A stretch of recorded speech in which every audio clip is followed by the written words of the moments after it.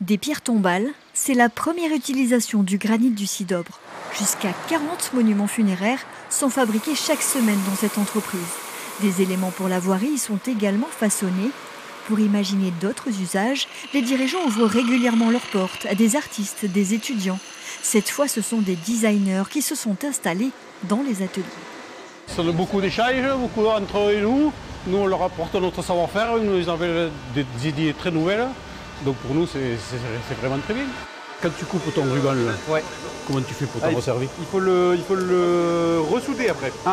Les savoir-faire se partagent. En immersion durant une semaine, les 10 designers du collectif Zigzag créent chacun leur propre pièce, uniquement à partir de rebuts de granit. Art de la table ou objet du quotidien, ils ne s'interdisent rien. Par exemple, là, vous avez la finition polie, la finition flammée, qui est utilisée surtout pour du sol, qui est antidérapant. Et je l'utiliserai sûrement pour faire une carafe qui permet d'avoir une meilleure préhension à la main pour pouvoir porter l'objet plus facilement, qui va être un objet assez lourd.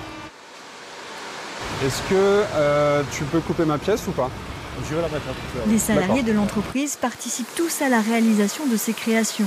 L'expérimentation est de mise car le matériau est résistant, dur et en même temps fragile et cassant comme du verre.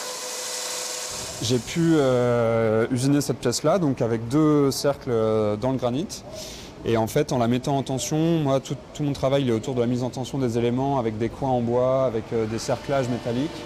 La pièce a cassé en fait, ici, là, et donc l'enjeu c'était de la recoller et peut-être de refaire un test aujourd'hui, de voir si ça résiste. En septembre prochain, l'ensemble des œuvres sera présenté lors du festival Paris Design Week, une autre façon de briller à la capitale pour un granit qui habillait déjà les Champs-Élysées.